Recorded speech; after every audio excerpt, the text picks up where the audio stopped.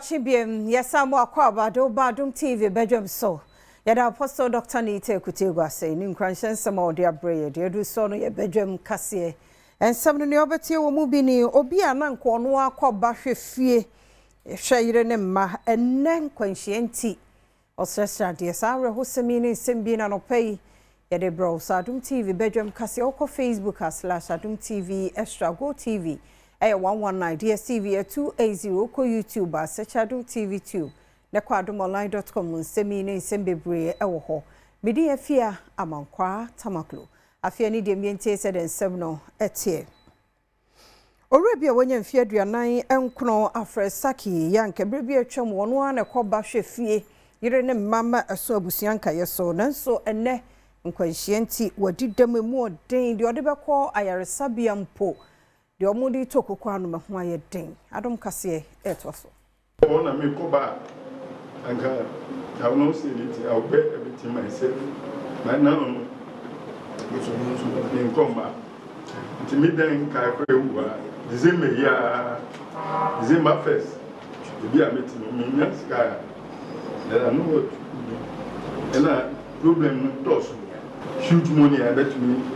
at me Bawumia let me sustain me let me aboa me nhwemu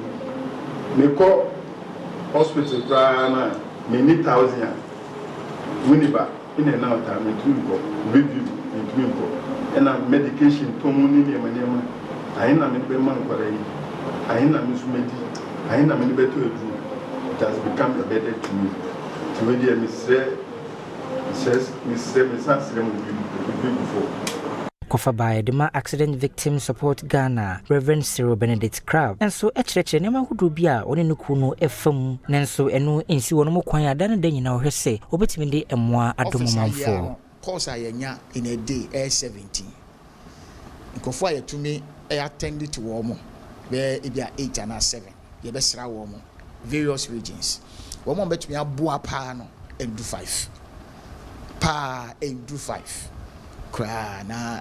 ya especially we hwese dia akwanhia na ekosoro na nipa ewu pa na se nipa pra pa no edoso na emwa no enoso fa ma wo mo de bia me yentem ka se me fa hye government nko a akwanhia na nye government na to no etu Ghana fo nyina ti here they say we are all vulnerable. It can happen to any of us enti obia obehu bibia no owo bi nko ade a obetumi abo Ohene ya wo dra ehiem nana amoafo tosumienu nana se ayesa ban ayi wo mo amakra kasa hwe enkoso wo ho ya fa wo mo sesebi enkoa de entima nana de sansemi to Adom TV kase etwaso Rebecca MCA historian Bartolomeo de las Casas amna na ya secretary no or can say me say all human beings are equal before God. So therefore, they should put a stop to slave trade. Samusha, Yandia say on Pasum, Jama Pasum, Mamma Korea. I'm going here, Oshia Moshe Juaha. It's a Jura shame. Titina go to a Tia, Jura shame, Pasu. Kane National Democratic Congress NDC Amanyokono parliamentary aspirant ama tibua enso editudwa emfasoa ewo afashemu ne yade eboa pa ema oman etumpon ye mabunu no ene ye nkatesia no anase ye mrantie no de ye kan se niemme bia emfa dwurama enkokan niemme bia emma manfo entidwura kan ene no te say wi tramo ene red menka ma memma nkoa nenne manjina ye bi enti se ye pese dwuraman dwurahiem ekokan dia de ye kan se sanye menina yenya na mri bia ye na ye nkase ye ka ho no ankofo nim se dwura bi hye baby no ti ye chaya amanfo beti dwuranka Pani bako na nida kwanso betu franka NPP amanyoko ye Dr. Brian Champon na ne watoto na adwene de ama posters ahodo no bi na wo kire mu se nipa bi ya wo mo kire se wo mo ye posters aba no ho no mo kire wo mo maniska wo ma wo muska na saa kensie na wo mo pre 1pp mu no emfa ni medikan akeka na adwen kire saa fo no emu nsem eni.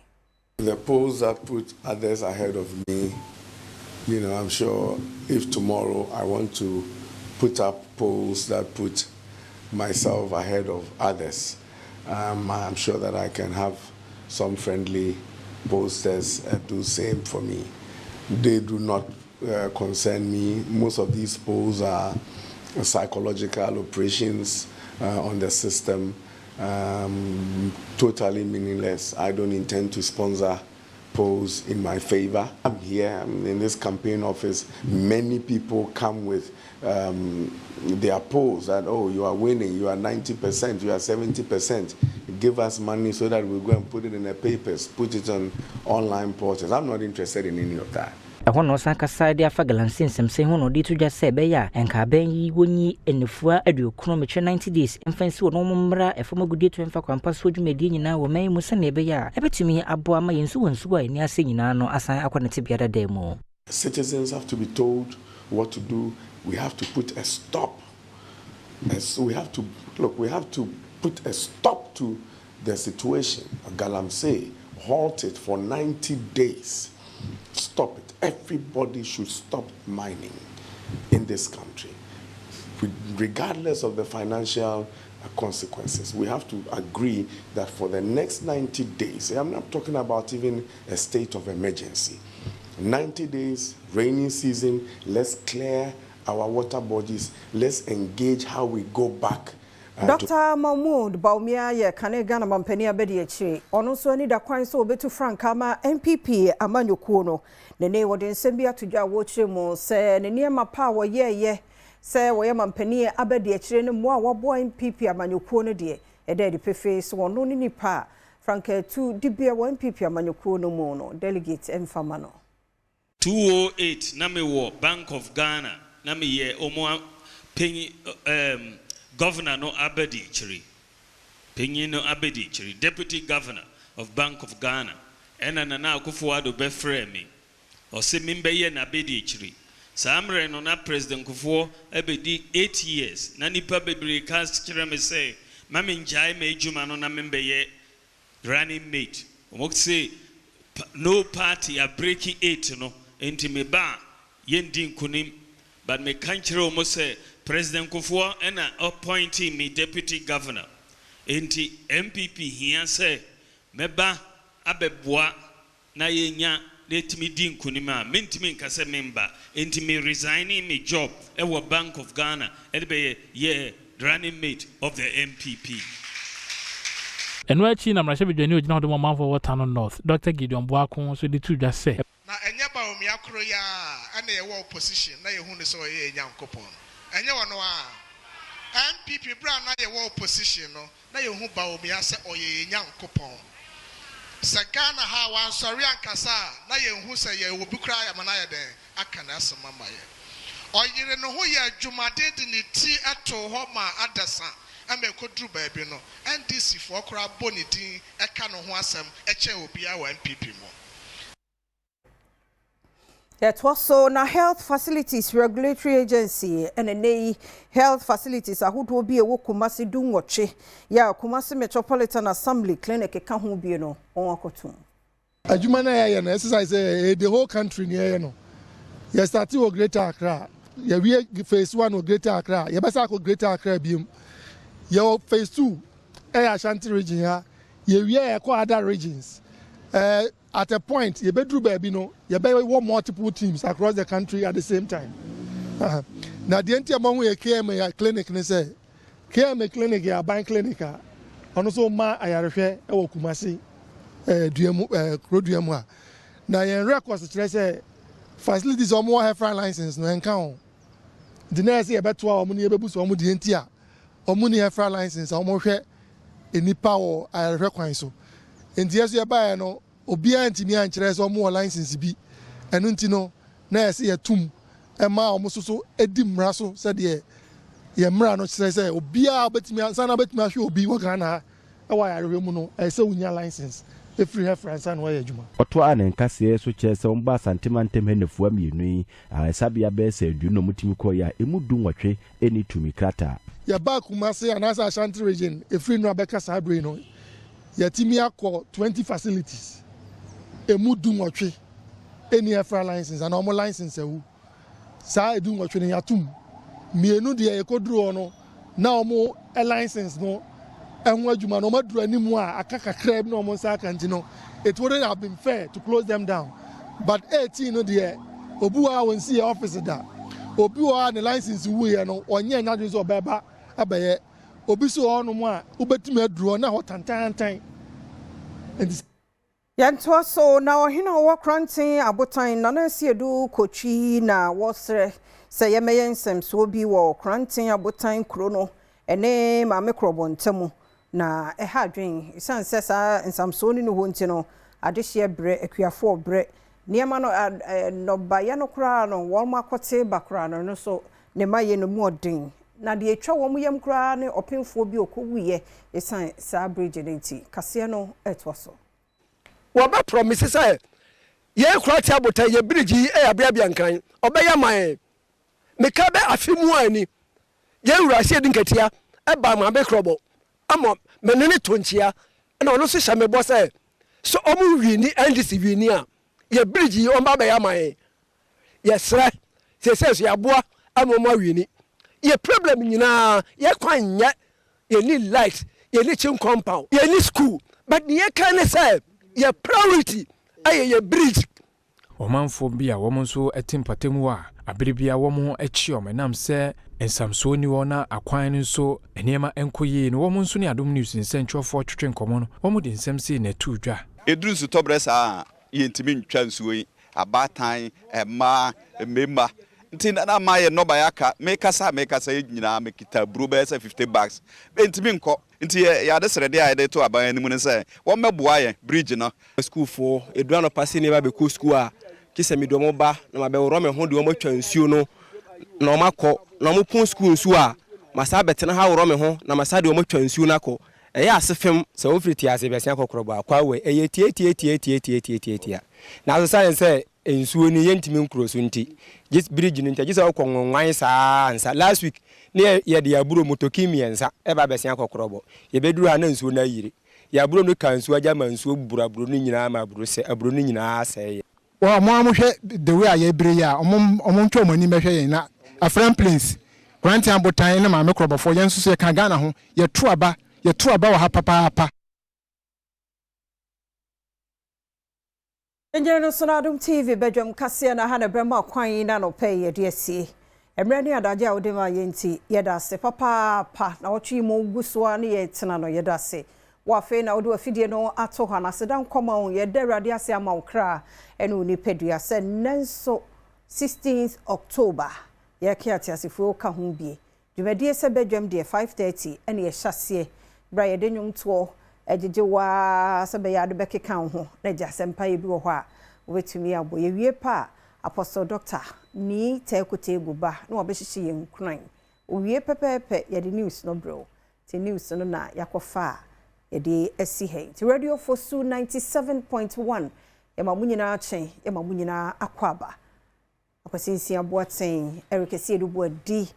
ye de agudie mu nsam ebeba na yaba de obonkrata no na yakọ Adom online stories no na je say the health tips no aka ho dia bro eno ene segment di kan sese ti make say radio Adom erikesi do bodi nkwanne one na busua ti ase ti wo bai hu se na ho keka no e wo soro obi ehunne ti se kwesi ehuna e wo se na nije be me na no pa menchi awai mejo so na bibia boko de nyame Adom se sefia nyame Adom ebuzo tinkwamu a tekemada bodwe mu ide da nyankopon ase se de bia me kasa nya merit mercy nya class Christ nya government policy God's promise nya university degree God's decree and esa bibia na no pa bia o my to me sorry je na so waka na ye be eduma ma o my Ghana yɛda na so de aba ne ade a yɛda na se dodo yɛda na se pa yɛda nyame asenso na ɛkɔ sɛ yɛsɛ omawie group stages na oh say deɛ sɛ yɛhu wɔn ma qualify kɔ no 9 countries ɛkɔsi Africa na mu ne kɔ okay aka sɛ Nigeria ne wɔn ma kan so bɛkɔ fa nkyɛn ha sɛ wɔbɛtumi akɔka ho a Nigeria busua calculation Nigeria mfa automatic na mfa sɛ ɔkɔkɔbɔ playoff to South Africa playoff no wi no kra ohwe so betime wi ni wi a no asan na wi asi afa na nyina playoff na ko jare so ba be kan ho amia ko bia ya na be kanti wo be ye na no ayi ne tem be qualify ne fast ya na bia mamu dabi wonti nka ye dabi radio da so ke ye kafi da ben peni ye ko fa chira won obi dia free maka obi dia bom afa emfa ti agudie mu nsam Eric say do body dey brown na mom agwasi yen kan kire Ghana fo ni titru motofo no omunya hwe yie omo drive boko kwasi me see in between two cars speed pa ya wo die no am see serious na ebi mu yete as omo nsuro wu ana mo kwane emi ebi am person mo squeeze de fa no and owie no what two side mirror owie na anti pacho mommy me pacho na wo pacho say nipa na o say na de ho na ka kire o say wa plan for sa ayi no aboka enso wo twi a wonwene say me say oye no okoka kro be ye o ono ko kra apagya ne nsa so free ogo no a na de ntia mama be ka we ye news ye na no pay a owura saki abrantie aduanan enkono ko ni 50 mu ani a oye na dwumo o so oton books wo ayi city campus o side wa pon okofie so ohun ya ne sai ne nan mu ayedu o kada gina so o gina ya papa ne nan ni nyina eko obi ana nkoko ba wasi sei de wode to kokompo anom eden tina de America de abisi no yenya ye tena soro no nso yenya careful as ye pentem te no ye yende sin ye safety no esre o tramira me kra o misabi not techiri sa ye kekrepa be ro na obi wa rider ne mo hye na wa o techiri no hye no ye dangerous no rider no mo hye o passenger wan hye o techiri ye se etire nso etise watermelon ebo ku mo atwe o sa don sa kan de nin sa no e kan form kakra bia e kan form a serious o wa hye enti esre mo okadafo mo de mo mutu we mo obey traffic light bia maku bi na sometimes be do no mo gina mo de so ya na mo ko yes re mo ani die mu pa mo achew mo nto mo bo mo nko no boko me se na meba ye kuro mo boys bi jai community mu KFC wo mu kwasi okose da wodi 2 ye koye na te obi ba obi fi kem ni mu ba tese amode inform wana ade yakoba de bia fa yakobra na se kwesi so obi nnam nchen pedestrian bi nnam nchen ya na ya se ono nko ho nka ho ode be kosan obi onam ne ba bia chese ono na ya na e maro na se police woman ba kwa onye fafu sa moto fo bia panya ode abọ ma me na de am say ya se kaso ana hin be ma chese fia ya ebra reho Ona kwala ni nyina kunkuro omukọ I'm sorry etimi di nipa na ba sorry na na ye twa na etimi de ba ana ne yento ye bo I think sometimes okada serious yeah but track it to be na yenya no seketi ye ni omo atoto cars ayi how so nye race ekwan ye kwan ye nye no for race fi no obi be kire sa ne car e tu mirika na dede nko a bum wotu a dede no wo akira se oda so na ereni wo ensa se oyo overtaking ho be ye se oba no o so de fa bebo when we say obegina man it no ba so head on ti yes we gina man no be say wo dun nipa ho a wonti ase utumu se kwan eye me na wo se me ko no bi su face bi wa enya sa na wo se yo en say nipa no ye cool to yes unwa no po ba behwum ti yes ja wo gina nchen man be say na indiscipline sa on fang hey nasab osifo say afini be ko na wie yo mbeba omo ye de actually emu de me I think say ahomache no e wo so ye hu omo mo communities ni niam for year am for year rough because so omo patrol no a e bo be say be for or something omo I think say policy so omo do so nti nko omo chiche ni yie na community no commanders na what district ni community ni mu no wo ntu omo ngumu ahomache na niam so no na nsen minim say one bra kwasi ahwa mo dodo no communities ni mu ate eso ate na nya na make en kan na uta hu mo pa me think afie atwam na afie menu atwam yi na wo krom mo tum hu mo an say that's me share dem hu mo around obi problem and wo de yenyan ma na to so nti honorable incoming JP Jordan Bismarck akwesisia adom na dom ne amerade na be kan yensa nti honorable no pay menchi awe afia me joso na bia boko nyame adam so e adom no ukrayen nti we de be kan wasem ye sa nye ka mo to kwanche na si we anya enu nko like general in general the discipline on our road yeah the tia moto for discipline watermale don ba akra o me ye de nyama akwesi